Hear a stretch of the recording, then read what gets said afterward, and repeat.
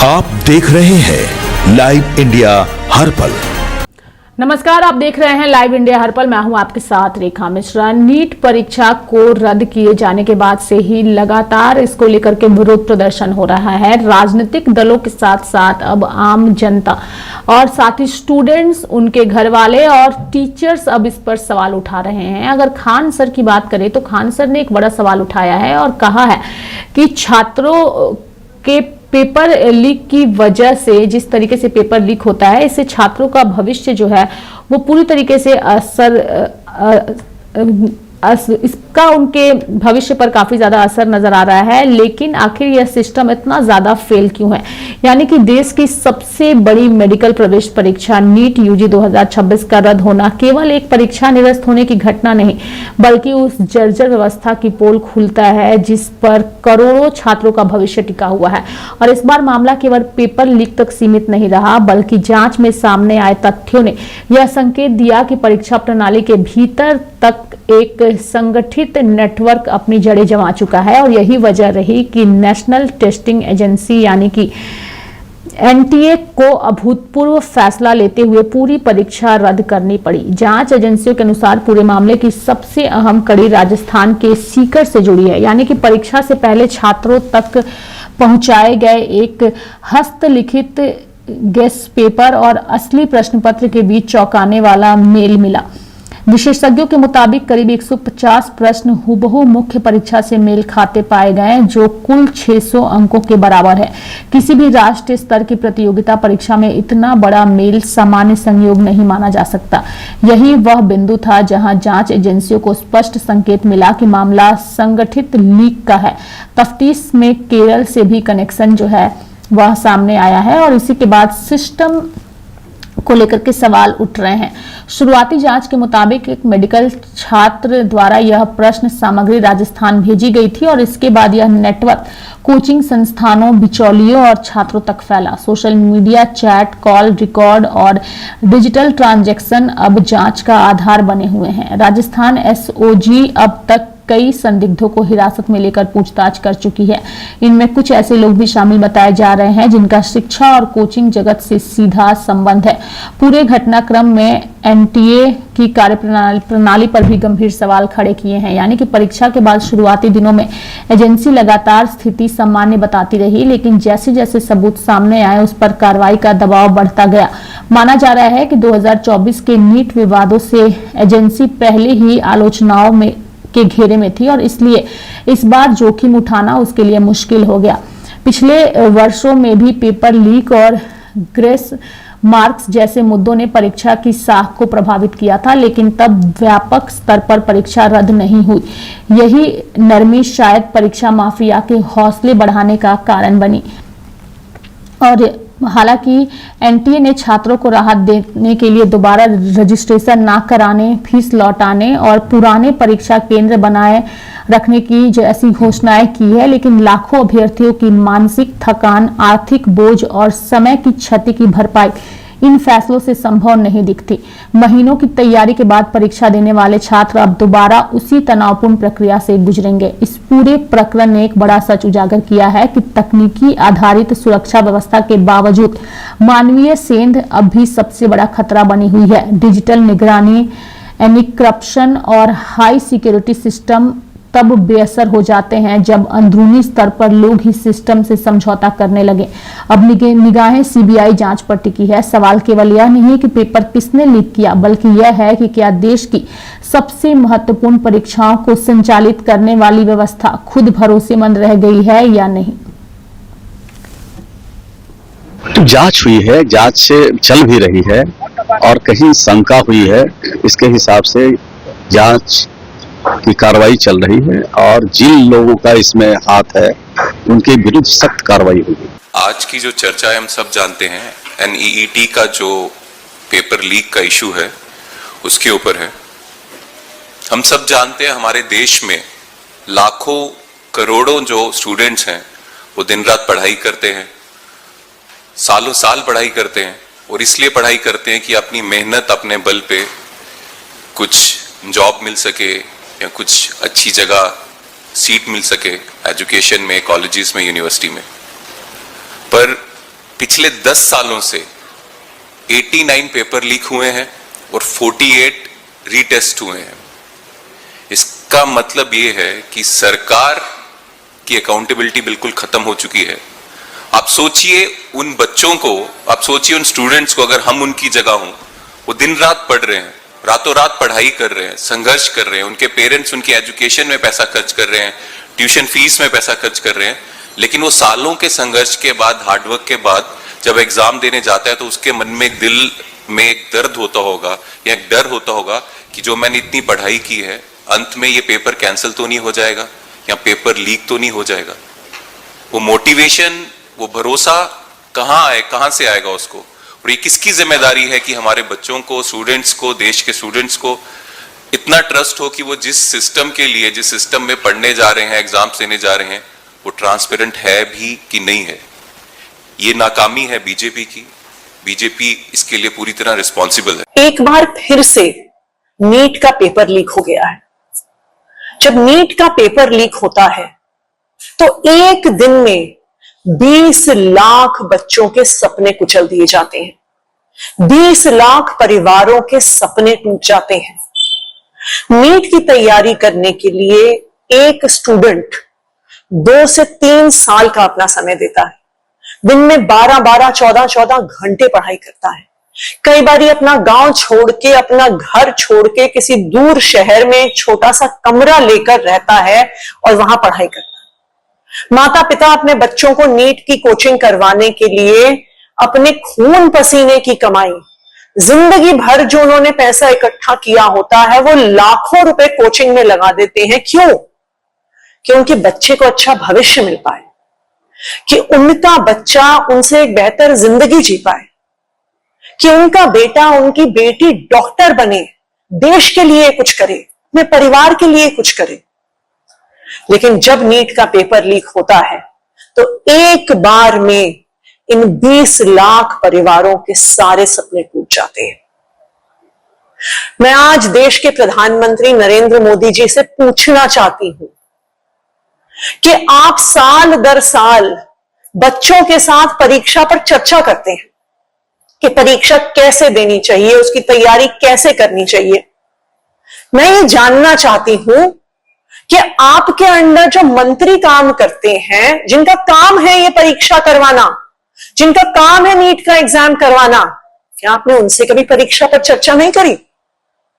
क्या आपने उन अफसरों से कभी परीक्षा पर चर्चा नहीं करी कि कैसे पेपर सेट होगा, कैसे वो सील में रखा जाएगा, कैसे वो लीक नहीं होगा?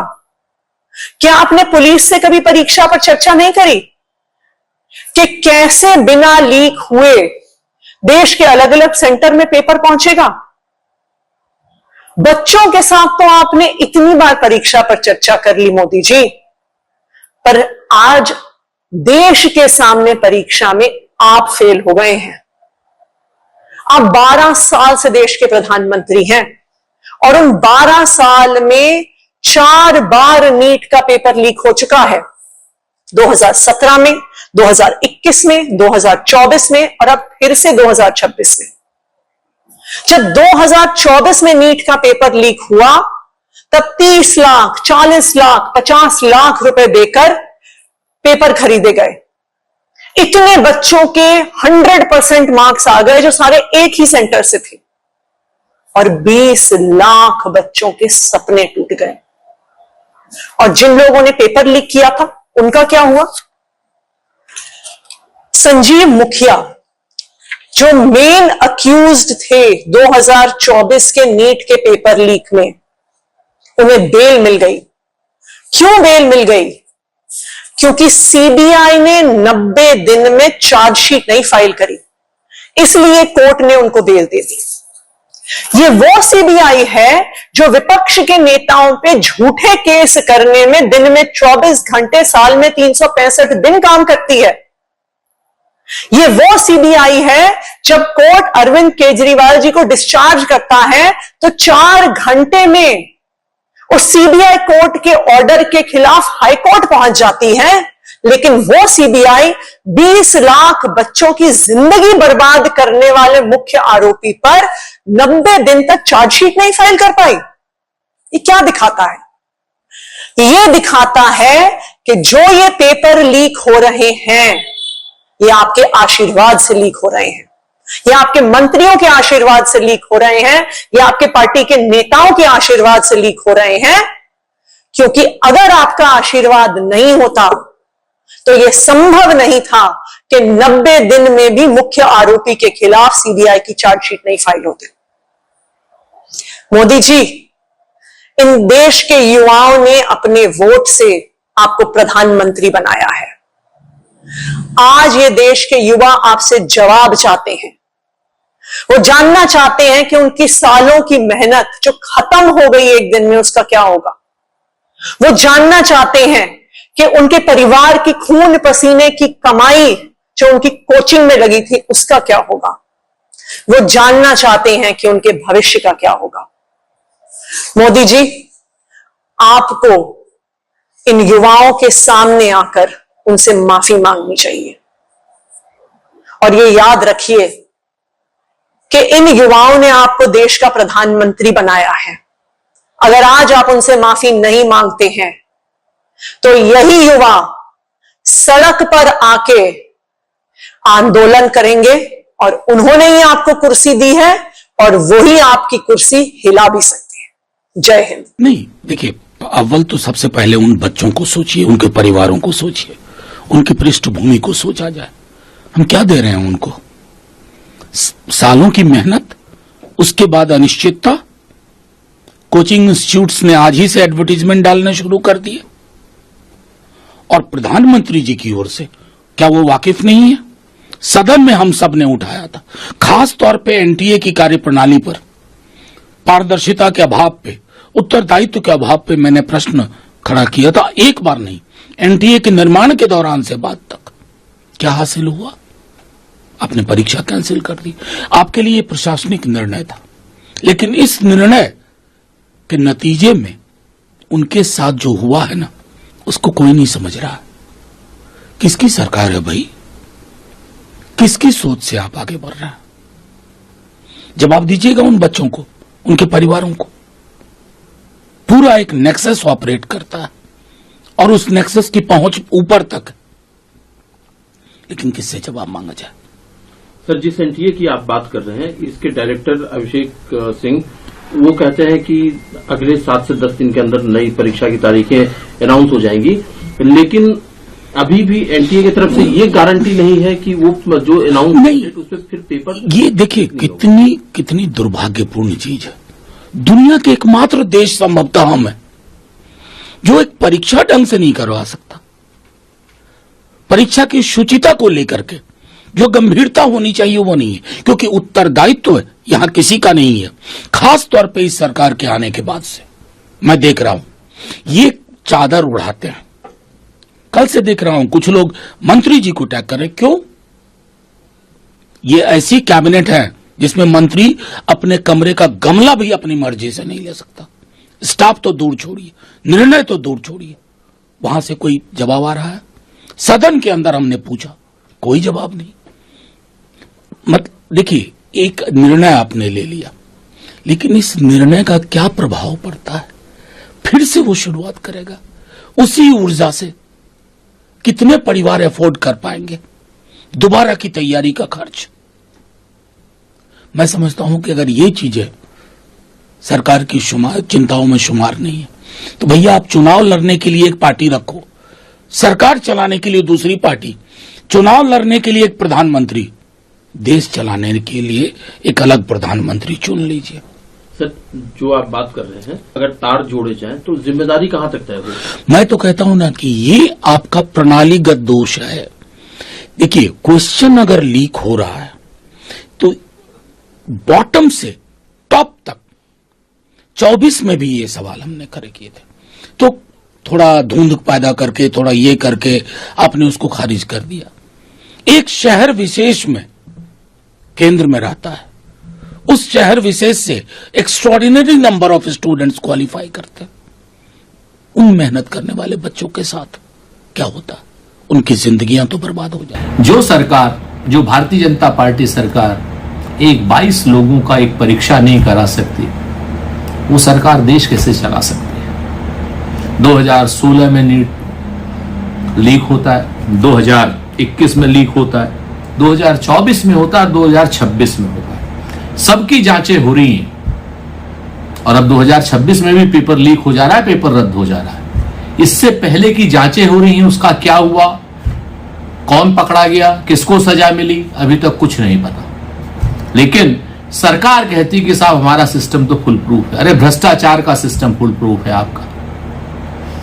नीट की परीक्षा शुद्ध रूप से डॉक्टरों की सीट को नीलामी करने की प्रक्रिया भर का एक हिस्सा हो गई है। जिस तरीके से व्यापम घोटाला मध्य प्रदेश में हुआ था, तो नीट की परीक्षा को कराने के लिए भी क्या वही अधिकारी तो नहीं भाजपा सरकार ने रखे हुए थे। और ये संयोग है या प्रयोग है?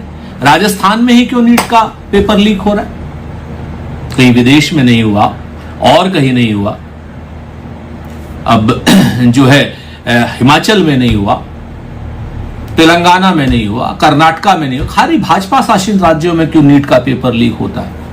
कहीं कोटा का शिक्षा माफिया तो इसके पीछे नहीं है, जो सत्ताधारी दल के साथ में तमाम कोचिंगें चलाते हैं? इन सारी बातों का जवाब देना होगा।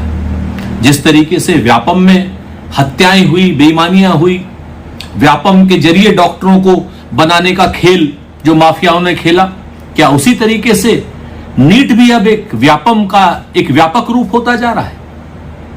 जो सरकार 22 लाख बच्चे जो डॉक्टर बनने जा रहे थे, उनकी आकांक्षा और अपेक्षा पे नहीं खरी उतर सकती है, तो उस सरकार को रहने का कोई हक नहीं है। ये मात्र अधिकारियों की फेलियरिटी नहीं है, ये शासन की, सत्ता की, समाज की और भारतीय जनता पार्टी का जो केंद्रीय नेतृत्व है उसकी फेलियरिटी है। प्रधानमंत्री जी में अगर जरा सी भी नैतिकता है तो जो मंत्री इस प्रभाग के हैं उनका तत्काल प्रभाव से इस्तीफा कराएं या उन्हें बर्खास्त करें।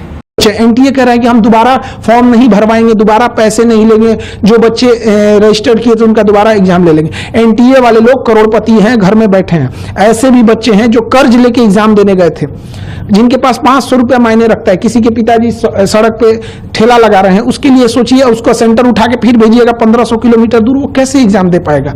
खिलवाड़ बना के रख दिया गया है। और कई ऐसे बच्चे होते हैं, आप समझिए ध्यान से, लड़के जो होते हैं ना, लड़के वो अगर फेल हो जाए तो उन्हें दोबारा मौका मिलता है। लड़कियों का सोचिए, उनकी शादी करा दी जाती है। आप कभी किसी लड़की से जाके हॉस्टल में रह रही होगी ना, उससे पूछिएगा, उसको इस बात का डर होगा कि उसके कई का फोन आ गया होगा घर से कि पढ़ाई छुड़वा देंगे। ये दर्द वो नहीं समझ सकता। एनटीए के लिए केवल एक पेपर लीक है, किसी के लिए पूरी जिंदगी है। ये वो तकलीफ नहीं समझ सकते। यहाँ पे कोई कर्जा लेके आया होगा, किसी जब यहाँ से बच्चे पढ़ने आते हैं तो उनके घर से गार्जियन ये बोल देते हैं कि तुम्हें हम 1 साल के लिए भेज रहे हैं, 2 महीने के लिए भेज रहे हैं। इतनी तकलीफ होती है। केवल एक पेपर लीक नहीं है।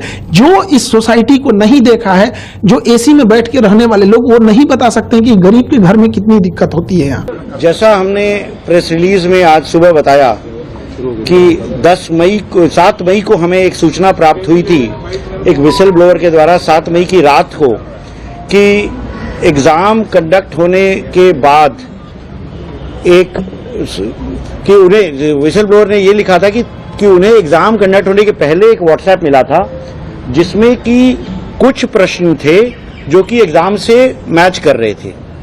हमारा परीक्षा, नीट की परीक्षा 3 मई को संपन्न हुई थी, पूरे सुचारू रूप से संपन्न हुई थी। हमने सभी लोगों को एश्योर किया था, स्टूडेंट्स को, पेरेंट्स को, सारे स्टेक होल्डर्स को, कि इस बार नीट की परीक्षा बगैर किसी एरर के, बगैर किसी जीरो टॉलरेंस के साथ कराई जाएगी। और हमने परीक्षा के पहले जितने इनपुट्स आए थे उसकी सबकी जांच कराई थी, उनके ऊपर कार्रवाई करी थी। बहुत सारे फेक लोग पेपर बेचने की कोशिश कर रहे थे। 120 टेलीग्राम के चैनल ब्लॉक किए गए थे। 3 तारीख को जो परीक्षा हुई बिल्कुल सुचारू तरीके से हुई। 5432 सेंटर्स भारत में, 14 सेंटर भारत के बाहर। सारी परीक्षा खत्म हो गई। उसके बाद सारे OMR sheets, unused question papers, सब कुछ हमारे पास प्राप्त हो चुके हैं बाहर, और इवैल्यूएशन की प्रक्रिया जारी थी। परंतु हमारा एश्योरेंस था कि हम एग्जाम के बाद भी हर इनपुट को उसी गंभीरता से लेंगे जैसे एग्जाम के पहले ले रहे थे।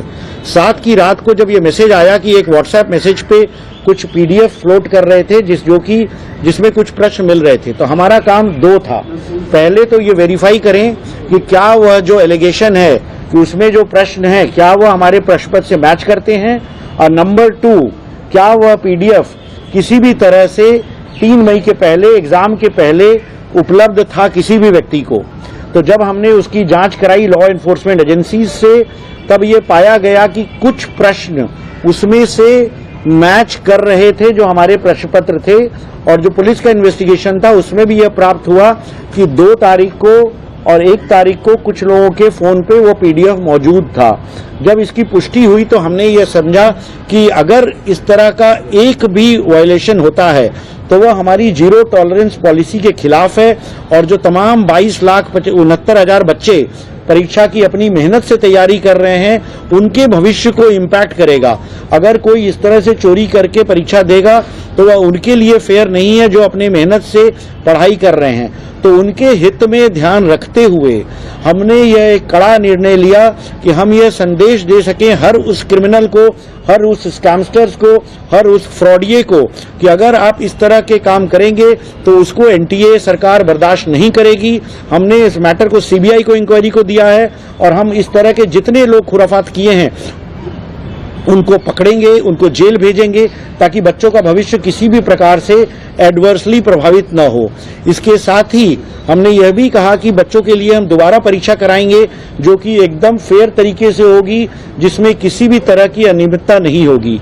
तीसरा, हमने एनटीए के ऊपर जिम्मेदारी लेते हुए यह भी निर्णय लिया कि हम जो अगली परीक्षा दोबारा कराएंगे उसके लिए कोई एडिशनल फीस नहीं चार्ज करेंगे, और न ही सिर्फ वह, क्योंकि बच्चों को दोबारा आना पड़ रहा है परीक्षा देने के लिए, हमने जो पहली बार जो परीक्षा कराई थी उसके लिए जो फीस ली थी उसको भी हम रिफंड करेंगे, ताकि एनटीए अपनी जिम्मेदारी को समझे।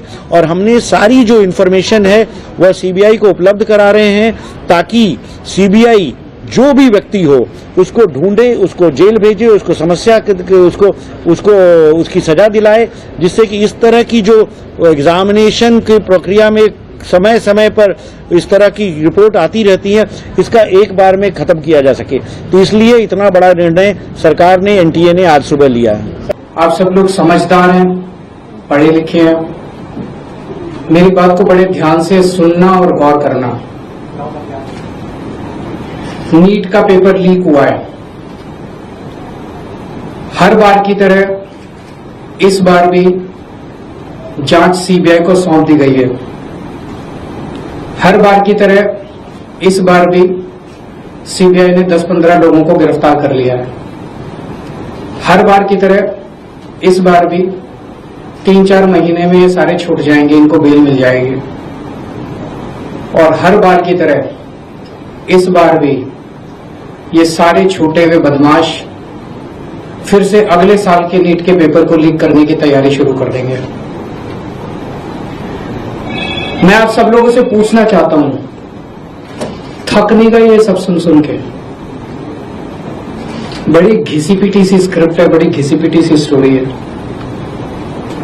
सीबीआई पे भरोसा बचा है क्या? सीबीआई कुछ करेगी? 2017 में पेपर लीक हुए, सीबीआई को जांच सौंप दी गई, आज तक सीबीआई ने कुछ किया। फिर 2021 में पेपर लीक हुए, सीबीआई को जांच सौंप दी गई, आज तक सीबीआई ने कुछ किया। फिर 2024 में पेपर लीक हुए, जांच सीबीआई को सौंप दी गई, सीबीआई ने कुछ किया। फिर 2026 में पेपर लीक हुए, जांच फिर से सीबीआई को सौंप दी गई। आपको लगता है सीबीआई कुछ करेगी इस बार भी? और 2024 में तो हद ही हो गई।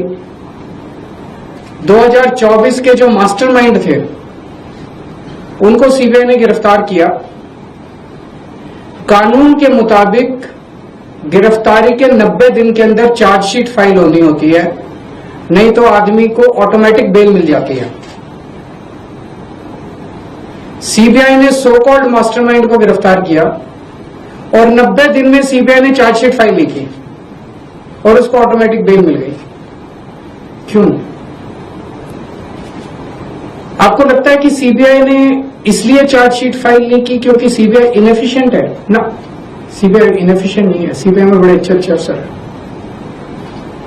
क्योंकि सीबीआई उन्हीं लोगों को रिपोर्ट करती है जो इस देश में पेपर लीक करवा रहे हैं। सीबीआई किसी को सजा दिलवा ही नहीं सकती। एक बारी सारे देश की भी बात करते हैं। 2014 से जब से मोदी सरकार आई है टोटल हमारे देश में 93 पेपर लीक हुए हैं, 93, और इनमें अधिकतर paper double engine, triple engine की बीजेपी की, एनडीए की सरकारों में लीक हुए हैं।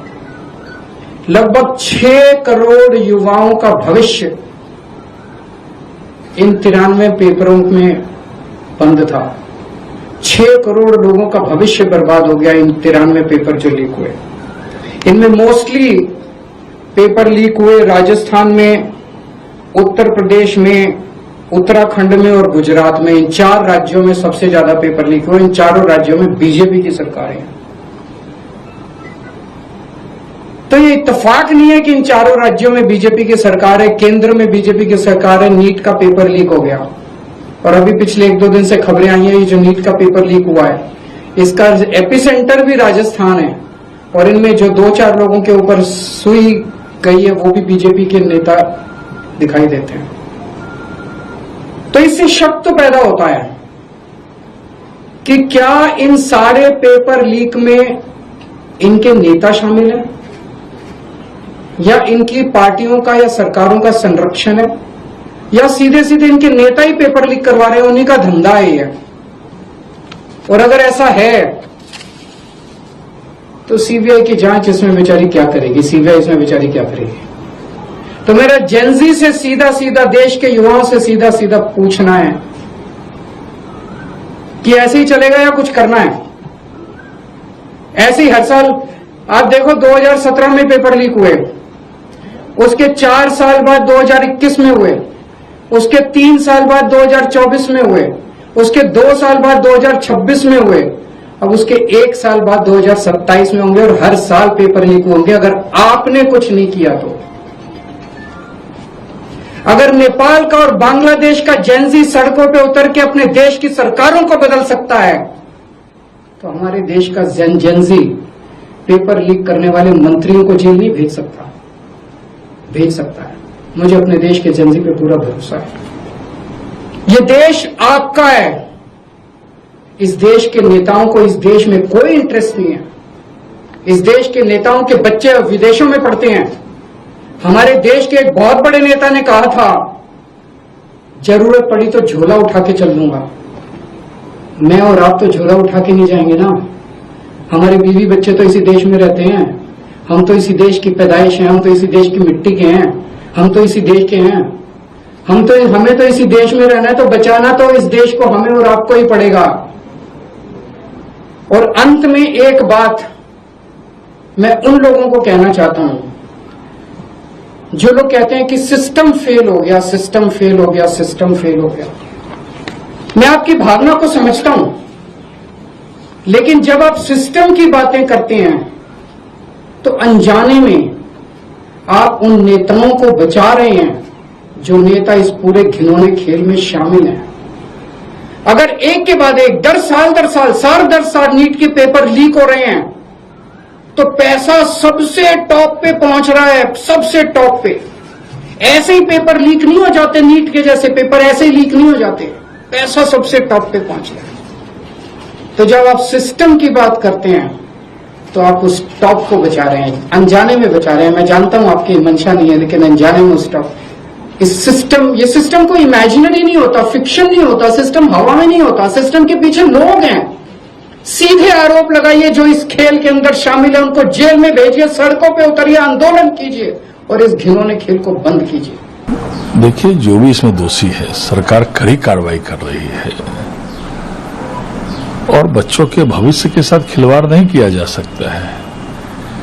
इसलिए लगातार गिरफ्तारियां हुई है, सरकार ने सीबीआई जांच के लिए दिया है, इसलिए उसको कैंसिल किया गया है नीट एग्जाम को। लेकिन कि जो भी दोषी होंगे, लगातार धराधर कार्रवाई हो रही है, आप देख भी रहे हैं। तो सरकार ने कदम उठाया बच्चों के भविष्य के हित। पिछले 10 साल में इस सरकार में, मोदी जी के सरकार में 89 पेपर लीक हो चुका है। कदम कुछ भी नहीं लिया गया। इतना मजबूत है पेपर लीक का सिस्टम, जो है इतना संगठित है कि इसको सरकार कुछ नहीं कर पा रहा है। इसका अर्थ क्या है? ये साफ साफ इंडिकेशन जाता है कि सरकार में बैठे हुए लोग इस अपराध में लिप्त है। सरकारी दल से संबंधित लोग इस व्यवस्था में लिप्त हैं, क्योंकि बीजेपी के लोग हर कहीं से पैसा निकालना जानते हैं और ये पैसा निकालने के चक्कर में देश के 22 लाख बच्चों के साथ, विद्यार्थियों के साथ और उनका भविष्य के साथ खिलवाड़ कर रहे हैं। इससे बड़ा गंभीर कुछ नहीं हो सकता। वो भी 42 आवर्स से पहले, 42 घंटा के पहले व्हाट्सएप में लीक होता है। तो इसको सोचना होगा कि उसमें परेशानी कितना होगा। हमारे नेता राहुल गांधी जी ने इस पर अपनी मजबूती से बात रखा है कि कितना मुश्किल से बच्चे प्रिपेयर करते हैं। गरीब माँ बाप कितना कर्जा लेते हैं, बाप कर्जा लेता है, माँ अपना गहना बेच के पढ़ती है कि मेरे बेटे के लिए आखिरी समय है, नीट पास कर जाएगा, एग्जाम तो दे, पास करेगा तो उसका भविष्य उज्जवल होगा। लाखों करोड़ों माँ बाप का जो सपना है और बच्चों विद्यार्थियों का सपना है, उसका कोई ध्यान नहीं देता है। 89 बार लीक होना कोई मामूली बात है? रात भर राहुल जी कहते हैं कि लाखों बच्चे रात भर जाग जाग करके प्रिपरेशन करते हैं, बदले में उनको पेपर लीक मिलता है। सरकार का लापरवाही के कारण, शिक्षा विभाग में संगठित भ्रष्टाचार के कारण जो होता है, उसको राहुल जी साफ किए हैं कि ये सिर्फ नाकामी नहीं है, युवाओं के भविष्य के साथ खिलवाड़ है, अपराध है। तो मेरे साथ फिलहाल अभी के लिए इस खबर में इतना ही। आप देखते रहिए लाइव इंडिया हर पल। नमस्कार।